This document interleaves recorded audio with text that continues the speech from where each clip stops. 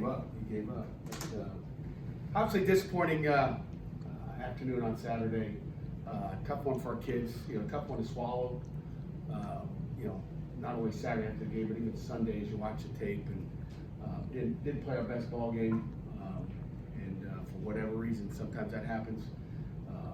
Complacency, comfortable. I don't know what it was. And again, give Miami credit. They're a good football team, top 15 defense in the country. And I think anytime you face that, you're gonna come up against some things. So, I think that's really what happened there. They made one more play than we did, obviously, in the end. But our kids fought, and they fought tough. I think the entire game. They never gave up. At the end, we got an opportunity to make really probably 3 catches in that 2-minute situation. And don't. We got a chance in that 4-minute situation, which we've talked, it seems like all year about, practicing those situations at the end of games. And again, obviously we failed in both those opportunities. And, again, it's a learning opportunity for our kids. So we regathered, we closed the chapter, we moved on to a Georgia Tech team that seems to be getting better every single week. Jeff Collins, again, they beat Miami the week before. So, Jeff Collins, new head coach, came from Temple, came from the state of Pennsylvania. And, tough guy, and defensive-minded guy.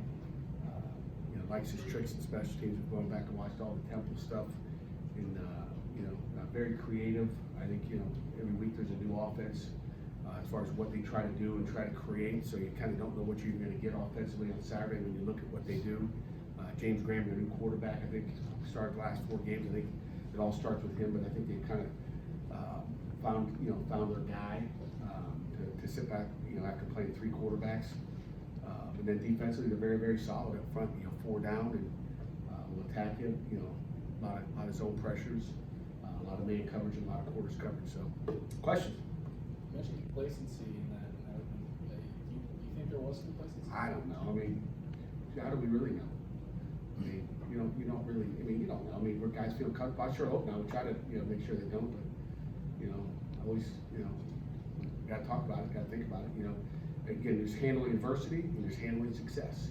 Okay, and to me, there's both those things that you're going to deal with, and it's harder to handle, success than it is handling adversity. I think for adversity, if you got a bunch of tough guys, which we do, that's easier than handling, the success that you have at times.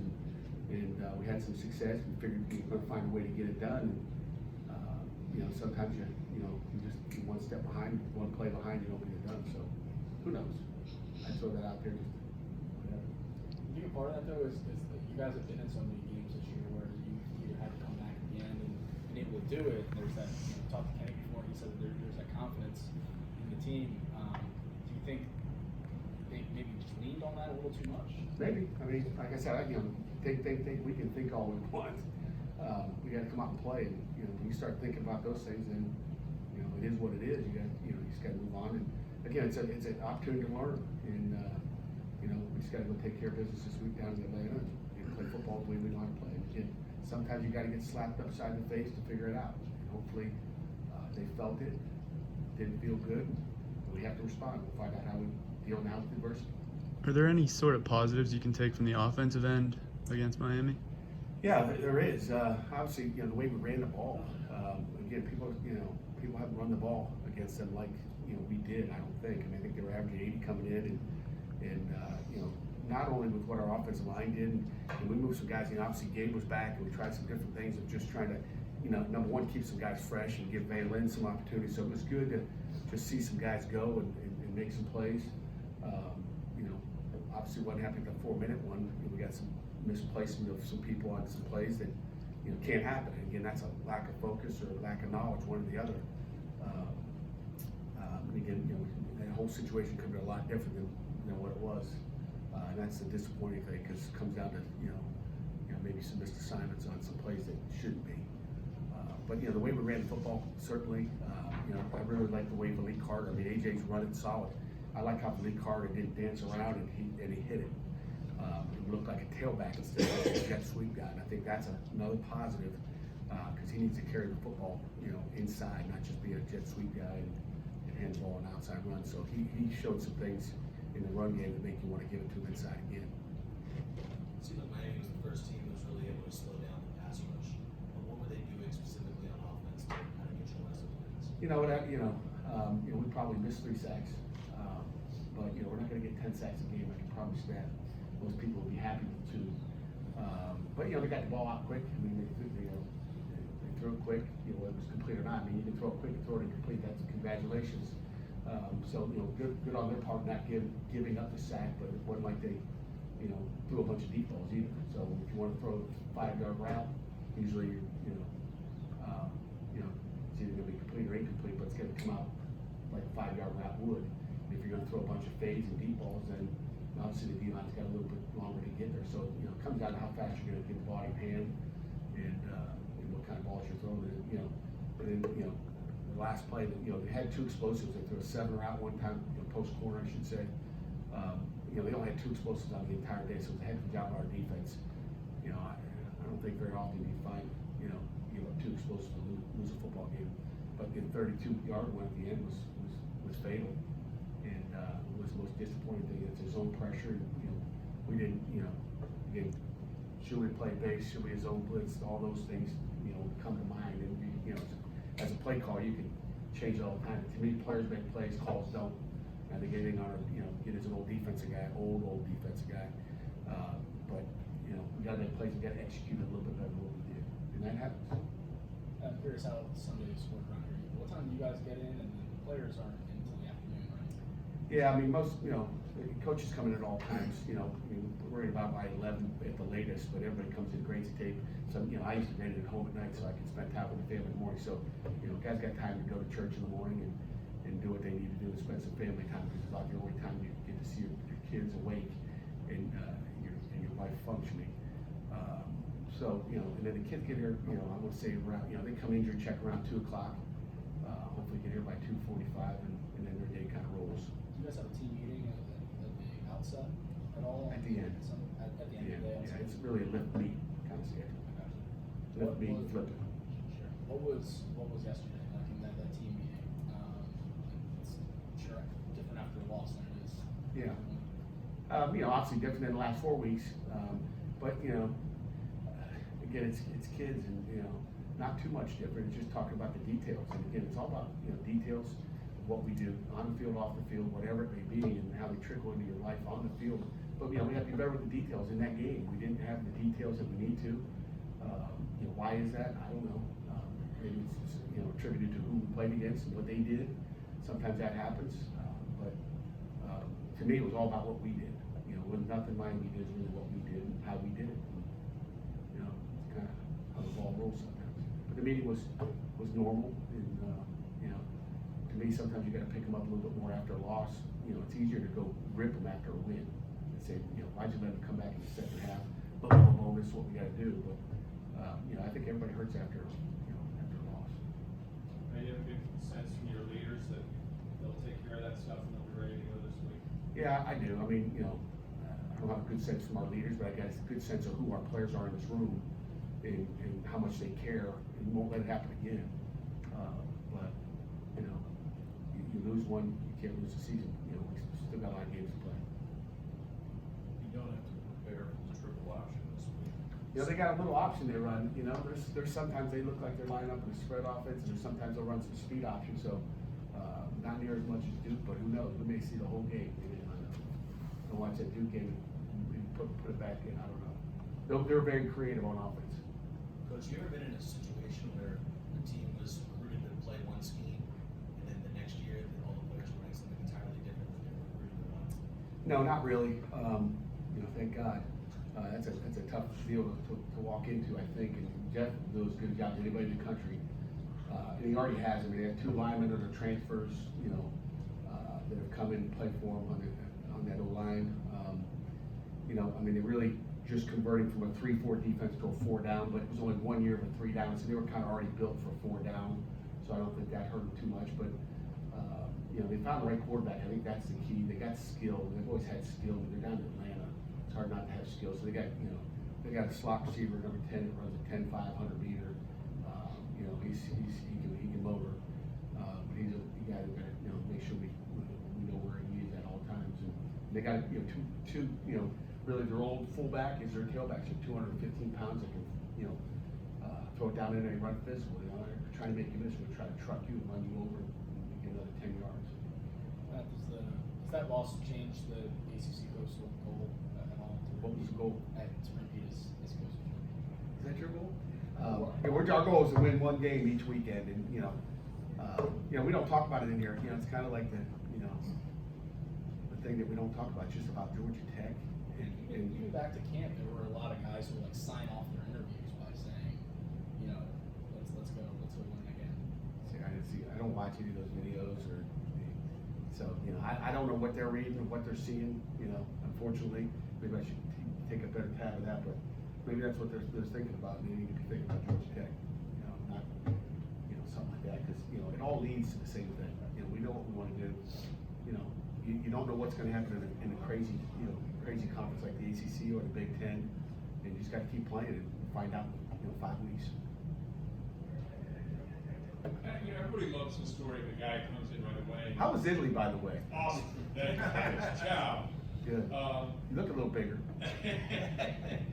when you everyone likes the story of a guy who comes right in and makes an immediate impact. But how gratifying is it as a coach and a staff to see a player like Patrick Jones, who plays a little couple years ago, 3.5 sacks last year, already has 7 sacks this year, to see the maturation of him on and off the field? Well, Rob, that's why we coach, the game of football. It's called development, and that, I don't know how many stars he had. I know he didn't have 4 or 5 coming out of high school, but it's called development. And Coach Parcher's done a great job, on and off the field with Patrick Jones, number 91. I mean, he's phenomenal. He's done. I mean, those 2 sacks he had Saturday were big time there. They were big time. They weren't just and they were 4-man pressure sacks, I believe. The one I can think of for sure was. He just went around the corner, and I'm sure there's a lot of people like what they saw out of number 91.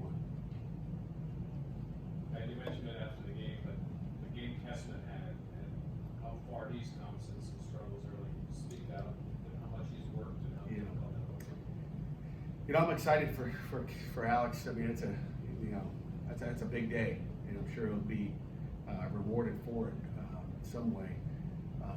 And I know on the field he is, by his teammates he is.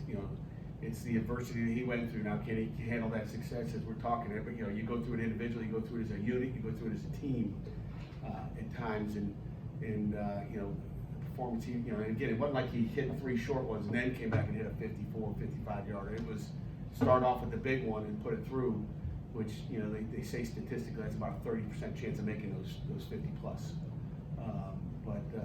So it's a 30% chance. But we got a lot of confidence. I told you, earlier in the year, we have a lot of confidence in him, and we've corrected several things, and great job by our coaches getting that thing done and getting him turned around, because we need that guy. If we got any chance to continue to win, we're gonna have to win it with a kicker. You need a kicker. You got an oar sitting here now, separating Warren and Carson Manley, the left tackle. What have you seen out of those 2 guys against this? Again, whether we rotate those guys in there, we'll figure out the plan. But Carson played well, and really gave away as well. So it was we'll find out where we are. And I probably could have put a couple words in there.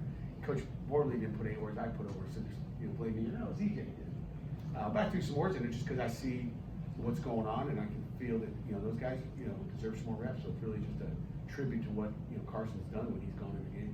So that's your decision on moves? Yeah, Borley said he's watching.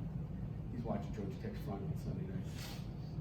How do you address individual receivers drop balls in critical situations? Why are you gonna ask that question?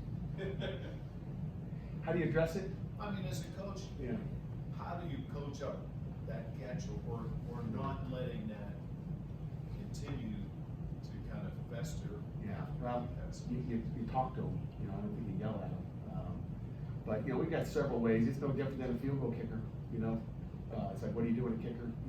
Missing them. You level them up. You put your arm around them and try to get the best out of them. And the big thing is, you got to let it go. If you let it fester, and if these things are dangerous. These things are dangerous. And my first question to anybody is like, what are you reading? Oh yeah, I read Twitter. Oh, you do? Okay, that's a dumb thing to do. You get off of this thing. Go get them a flip phone today. See if Petty can give him a flip phone. So guys don't go on computers, but those things are dangerous, and the people are brutal. And I've seen guys tank it because they look at that stuff. So it's find out what they're doing in their life. What are you looking at? you know, just the psychological part of it is huge, and just trying to, you know, maintain that, and just, you know, you can't think about dropping the ball, you gotta think about catching it. And the word, you know, that D word's a bad word, you know, that miss word is a bad word. It's make, you know, it's not miss, so. Any additional questions? Yeah, I want to ask you about, just want to follow up about Tamar Ham. He, unlike Patrick or some other guys, he was a big time recruit. And a lot of times it seems like he's been, you know, sort of quietly really good. You know, maybe notice him, which is sometimes good with a defensive back. But let your team attack on Saturday. How would you assess his play? Mark Hamlin has been outstanding really all year. He really has. You know, his tackling is, you know, I'd say a year ago he may have been a 6 or 7. He's a 9 or 10 right now in his tackling. And I've told, you know, NFL scouts the same thing. Probably the biggest thing he had to fix from a year ago to where he is now is that tackling. He's done that. I mean, he's answered the bell on that account. So he's been great in coverage. He's got great eye control. A couple times yesterday he didn't have great eye control looking in the backfield on some things, you know, which is like those details that you just got to, you know, don't get too nosy and start staring at the backfield. But he was good again. I mean, anytime you hold an opponent to 208 yards total offense, you know, it's not just one guy doing a good job. It's, you know, it's 11 guys at a time. We played a lot of guys on Saturday too, so there's a lot of guys we have faith in, and you know, but we did only play 2 safeties. I can tell you that. I think Demar and Paris Ford took all the snaps at the safety position. I believe. I don't think there's another safety who took a snap back there. Jimmy Morrissey said after the game that he didn't feel like the offense has been reciprocating what the defense has been, you know, kind of putting out there. Do you feel like that's the case? You know, not really. I mean, you know, again, I'm glad they think that. I'm glad they feel that. You know, it tells you they've got a little bit of accountability and responsibility for what they do. And I think, you know, it's a little chip that I hope they carry into this week. But, you know, I don't feel that way at all. You know, to me, you win as a team, you lose as a team. And it all depends on what you're, you know, it all depends on what you're playing against. I mean, if you got a top 15 defense, you know, things might, you know, our defense has got to play better. And that's how I've always felt. And if you're not playing a top 15 offense, even though, again, I think the best, I challenged our defense. I think it was, when was it? I guess Friday night, our final team meeting about, you know, the best, you know, I guess the best the defense has played against them was giving up 265. That was the, you know, that was the best. Maybe I should have put some points on it instead, but 265 yardage-wise was their lowest output of the year. We held them to 208, so I just challenged them. I said, you want to be elite, you want to be a damn good defense, then hold them under 265, and they did that. And shoot, if you take off that 32 at the end, I mean, they're in the ones, whatever, the 180s, 170. So, you know, we just we didn't do that. But, you know, it all depends on what you're playing, and, you know, again, you guys can look at all the rankings of where they are, you know, offensively, defensively, and special teams, and there's some challenges sometimes, and you know, you got to hit those challenges, you know, square down the middle, and again, we had our opportunities on offense to expose them, but we didn't. So. Anything final? Coach,